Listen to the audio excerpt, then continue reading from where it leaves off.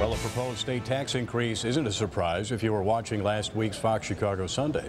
Governor Pat Quinn on this broadcast signaled his intent to raise the state income tax. Then on Friday, he told everyone else. The governor would not confirm a published report that the tax will go up 50% to 4.5%. He did say that a family of four earning less than $57,000 a year would not see an increase. The time for show business is over. I think you need a governor who tells the people of Illinois what they need to know, not what the governor thinks they want to hear. And I think the people need to know that the state of Illinois has a mountain of debt.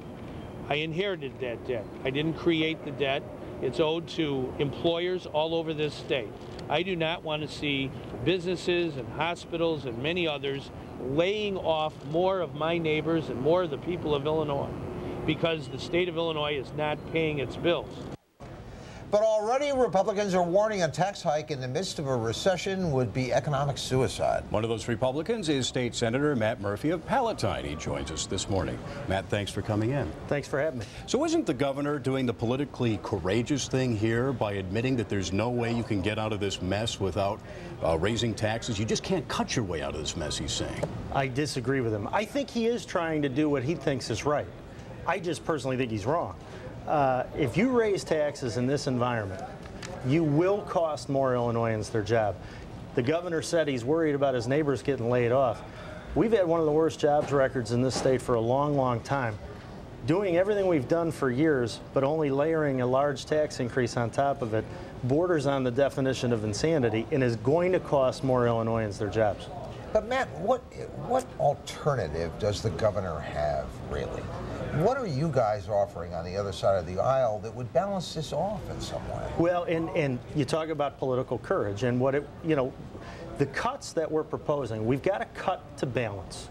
People in this state, all over the state, in tough times, are having to make decisions that are tough at home to balance their budget. The state's got to do the same thing. It's not going to be easy. It's not all fat. It's not all waste. You're going to have to roll back. Some of it is. Governor Blagojevich's failed Medicaid expansion has been a boondoggle. Roll it back. We can't do it all in one step because of the federal stimulus restrictions. But you're going to have to do that. You're going to have to look at the pension system and bring it more in line with what the private sector gets. You may have to look in the short run at K through 12 education. Nobody wants to do that, but that's where political courage comes in.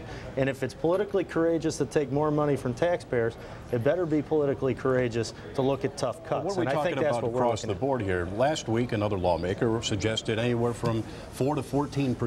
I mean, is that what you're talking about? In terms of cuts? Mm-hmm. It could be that significant. Again, 14% even. I think it's important to note, we didn't get into this problem in 1 year, and we're not going to get out in 1 year. The number one priority, the thing we have to focus on most, is make it as easy as possible for the people hanging onto their job right now to keep it, and make it as easy as possible for someone who just lost theirs to find a new one. Because we're never going to get out of this thing by getting more people laid off. You got to get Illinoisans back to work if the state's bottom line is going to get balanced. What I'm confused about is that I'm hearing this layoff argument from both sides here. I mean, the governor is saying if he does not increase taxes, there will be layoffs because the government is not going to be able to pay its bills. We saw an example of that in the last year with drug and alcohol rehab programs in the state, which the governor played around with the money for a while, and people were laid off as a consequence.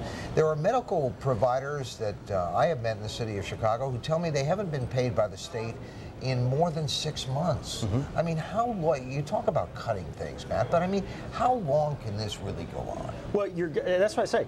People keep saying with government spending, you know, you've got to pay for what you get. Well, we've got to make sure what we're getting is what we want.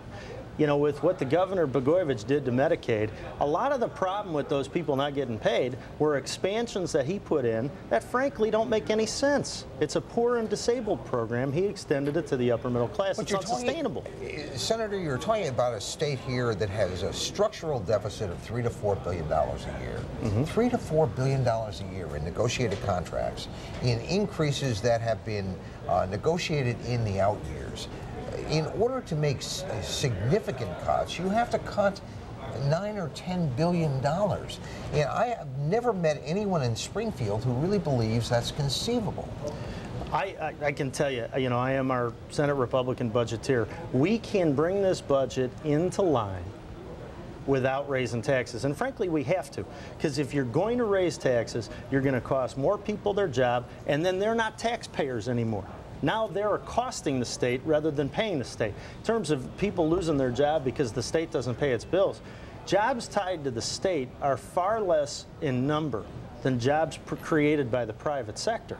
We've got to get the private sector back moving again in this state, and you're not going to do it by taxing jobs out of existence. You're just not. Matt, there's only 3 or 4 months left in the fiscal year right now, though. How do you make those cuts? Politically, how do you get that done in time for them to have any effect before the year's over? Well, you're going to have a hard time. Again, we've been carrying over deficits for years in Springfield. This notion that every year we have a balanced budget is a charade. We've carried over several $billion for years, and most of those are unpaid Medicaid bills to providers. So take the $4 or $5 billion deficit that we're in right now onto next year. Well, and so you're going to have to. The bottom line is you're just going to have to tighten the belt. You're not going to be able to be balanced by June 30th, but we haven't been the last 6 years either. That's my point. We didn't get into this in 1 year. It's going to take more than 1 year to get out. But first, do no economic harm. And this tax hike will do economic harm. It will hurt our bottom line in the out years, and it'll cost Illinoisans their job Very quickly, do the Democrats have the will to pass a tax increase? We shall see. Senator, we thank you. My pleasure. Good to be here. All right, Dane, when Rod Blagojevich was leaving office, he claimed state lawmakers wanted to get rid of him because they wanted to raise the state income tax, and he wouldn't let them. New governor, new attitude, as we'll no doubt see this week in Springfield. But is Pat Quinn ready to sacrifice his career for this? I asked him that last week. Are you willing to be a profile in courage and be a one-term governor if that's what it takes to fix the economic mess? I'm only interested in solving problems for everyday people in Illinois, and we have lots of problems to solve. I can get the job done, I think, for the people because the people support me, and I think they will. Yes. That's right. I think everyday people are the boss in Illinois, and I'm listening to them. If he wants an income tax increase, he'll get it, but what he may not get is reelected. The governor will wear that tax increase, not those Democratic leaders in Springfield who want it so badly.